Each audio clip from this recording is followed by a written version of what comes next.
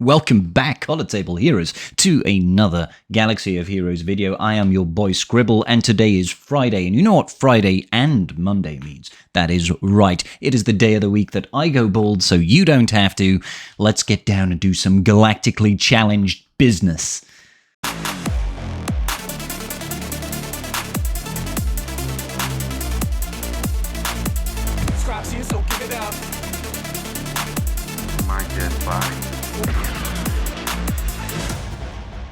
Okay, so in today's episode of Galactically Challenged, we are on Malachor against the Grand Inquisitor, the grandest of Inquisitors. That's right, he is finally in the Journey Guide, and he is in our Galactic Challenge today, featuring none other than his superior leader, Reva. She's not the lead in this one, though.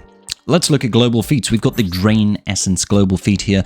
Global feat? Apologies, global modifier. Drain Essence global modifier, essentially, the leader of each team gets a unique special ability that lets you siphon off health and protection off your allies in order to boost your offense. It's pretty cool, actually.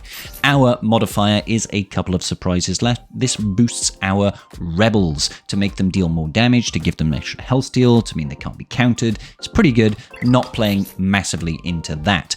Imperial Edict is the opponent's modifier. Essentially, it means they gain a bunch of additional stats, leadership, calls into assist, and stacks offense on their team. It's ridiculous. Feats. We need to win with a full team of rebels. I love rebels, as you guys know, so that one's quite alright by me. We also need to kill 3 enemies in 1 turn. A little bit tricky, but completely manageable. And we need to win after scoring 3 critical hits in a row during ally turns. Now, we're going to break this up into 2 separate teams, guys. I'm going to give you a couple of options. First and foremost, we're going to do rebels and crits in 1 turn. Then I've got a couple of feats, a couple of battles to show you how to do the crush them feat with and without GLs. Okay, let's start it with the rebels then. So we're going to use a standard lineup here, usual CLS hand, Chewie, Chew, C3PO. We want to stun Grand Inquisitor out of the gate, and then we want to go ahead and use the very first special ability from CLS to try and put buff immunity on Reva. After that, we just want to focus down Grand Inquisitor. He is the big problemo in this team. Kill him as soon as possible, and then life becomes so much easier. After you've killed Grand Inquisitor, we want to focus down on the 7th Sister. She gains bonus TM, she heals the team. She's just obnoxious. After that, you can more or less kill whoever you want, just leave Reva until last. Now, there's a nice little unique thing that you can do in this particular Galactic Challenge with the event special ability and the way that CLS works. Essentially what we can do is ramp our offense on CLS quite quickly. You can use the event special ability, and then you can use call to action, which gives you a bonus turn, and then you can use the event special ability again. And that means you're ramping your offense quite quickly in a short amount of time because you're gaining a bunch of these bonus turns. When it gets down to just Reva, you can control her, stun her, blind her, confuse her, all this business, so she can never actually do anything to you. So once you get into the position where it's just Reva left alone, kill the Snowtrooper operative, and you can just have some fun. Then you can put it on auto at this point, truth be told, guys. You can have some fun just ramping the offense on CLS, and I find it rather humorous looking around at my allies and think, gee, Han Solo, you're looking a little bit peaky there. Only got 1 bar of health. Oh, Chewie, Chewpio, you guys and C3PO all the same? Oh my days, I'm sorry to see that. But essentially it doesn't matter because she's permanently stunned, not gaining any TM not frequently gaining TM, and blinded and just generally not having the best day of it. I mean, galactically challenged whom? Is it us or is it poor Reva over here getting absolute abuse hurled at her by CLS and his merry band of rebels? You tell me. Answers on a postcard, please. P.S. Maybe you make sure to leave a comment down below, like the video, subscribe, join the tribe. I knew I liked you guys for a reason. Okay, so 3rd Sister, she does revive twice. Unfortunately, not much we can do to prevent that. But, when she's not actually gaining a turn, she's just gaining a bug where lots of debuffs are floating above her head in an ominous fashion, like the Sword of Damocles is waiting to fall upon her. She just sits there like a little bit of a depressed turtle, really. Just taking abuse from 1,000 angry seagulls pecking away at her. I don't know if that analogy works, do you? Either way, eventually, she will die. She will succumb. I wish my Reva was quite so tanky. Moving on, we're going to look at the Crush Them feat. I'm going to do this with and without GLs. Let's do the first team. And here we have it. We're going in with a BAM lead, Cat, Han Solo, Queel, and Dash Rider. Yeah, it's a weird team. Yeah, I know. But, weirdness wins some ways. Essentially, what we're looking to do is abuse the event special ability and Beskar Mando's Whistling Birds in order to do lots of AoE damage. Han Solo is simply there to stun Grand Inquisitor at the gate so that he cannot do too many irritating things to us. You can sort of hone in this turn order to make it ideal to have Bam go, and then to have Dash go, and then to have Cat go, but you don't need to. Just make sure you've got lots of offense and have fun with it. So I'm getting the turn over to Bam as soon as possible. We need to use the event special ability, increasing his offense, then go into the Whistling Bird stance, then Dash does big AoE. Immediately, we gain ourselves 20 stacks of that beautiful Whistling Birds, which means Grand Inquisitor's days are numbered. You heard it here first. I love the days as well because it stops them from all gaining a bunch of TM. Creel actually is quite useful as well because he can stun, we can control the enemy team. And then first Whistling Birds, focus down Grand Inquisitor, you want to kill him immediately. Great, fantastic, super smashing amazeballs. After this, you just want to set up a second Whistling Birds to kill lots of people. Now this one went a bit hairy, it can go much smoother than this, guys. What you want to do, keep using the event special ability with Bam. Not only will you increase his offense, but you'll cycle his turns, so he'll be able to get round to another Whistling Birds. You've got quite a lot of control here. You've got 2 people that can stun, you've got dazes, you've got AoE damage, so usually you're going to be okay.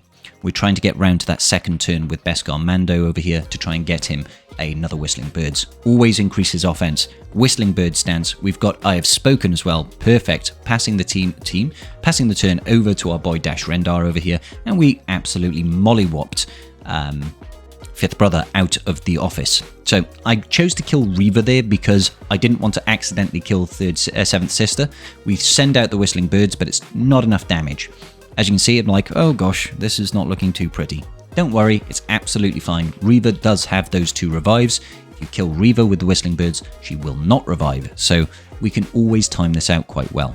Seventh Sister is just so obnoxious, isn't she? With that heal.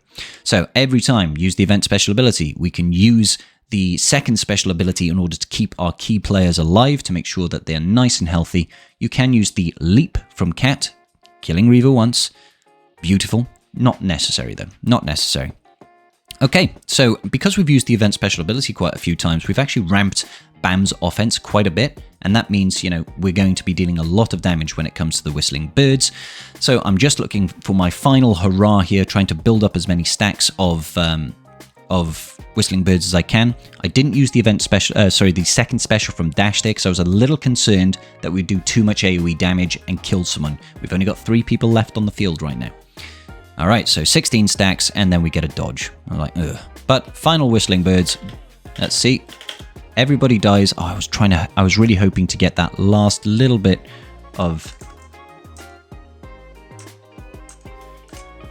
I wanted to see what the true damage was then. 45,000 per stack, so you know we did that 16 times, 10 times would be 450,000 damage, and then you know an extra half of that 225, you know, doing 675 damage roughly, 675,000 damage, give or take. Nice, super. So Bam can do it with Cat. Just try and set it up. It can go a lot smoother than that as well, guys. We're going to use the same sort of approach now, but throwing in a GL. So bear with me. This time we're going to use Rey, and I'm going with a full light side team here. We've got Armorer, Ben Solo, Commander Ahsoka Tano. She's such a good unit, guys. Get her. Barriss Offee. Okay. So the idea behind this is we're going to ramp our offense with the event special ability, with Rey's Mastery, and using our ultimate to do tremendous amounts of AoE damage. Every single time you have another opportunity, use the event special ability with Rey. Having Ben in here means that they cannot actually kill him as long as Rey stays above 50% health. Armorer, as soon as she gets that triple stack, throw that Beskar over on Rey. This means she cannot be crit, so she can never lose Inspired, which means, of course, that whenever the enemy gains TM, she is constantly going to be ramping. And this team does generate quite a significant amount of TM, which is nice.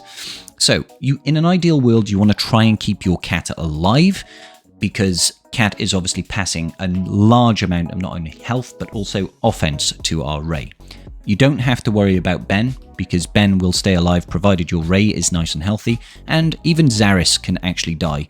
You know, she's there, she's recovering a little bit of the health for our entire team. She also generates a bit of TM when she's not got too many stacks of that purge.